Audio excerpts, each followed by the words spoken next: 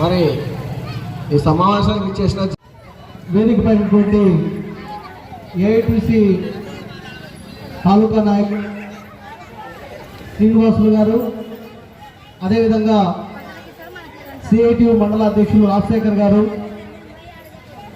వేదికపై ఉన్నటువంటి సిఐటియు అనుబంధ సంఘాలు, ఏఐటీసీ అనుబంధ సంఘాల నాయకులు,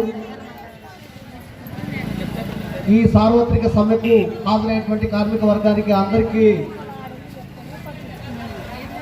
సిఐటియు జిల్లా కమిటీ తరఫున నమస్కారాలు తెలియజేస్తా ఉన్నాను. కార్మికులారా, ఈరోజు మనం 20వ సమ్మెను చేస్తూ ఉన్నాం. ఈ 20వ సమ్మె యొక్క ముఖ్య ఉద్దేశం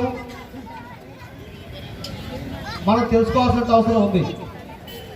ఎందుకోసం అంటే మోహన్ మాట్లాడే సందర్భంగా చెప్పాడు, దేశంలో చాలా సందర్భాలుగా మన భారతదేశానికి స్వాతంత్రం వచ్చిన తర్వాత కార్మిక హక్కులను కాపాడుకుంటూ సమ్మెలు నిర్వహిస్తూ వస్తూ ఉన్నాం.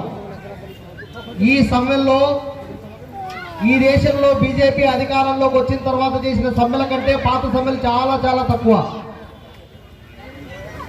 కేంద్ర ప్రభుత్వం అధికారంలోకి వచ్చిన తర్వాత, ప్రజెంట్ బీజేపీ ప్రభుత్వం అధికారంలోకి వచ్చిన తర్వాత ప్రతి సంవత్సరం ఒక సమ్మె చేయాల్సినటువంటి దుర్మార్గమైన పరిస్థితి కార్మిక వర్గానికి పట్టింది.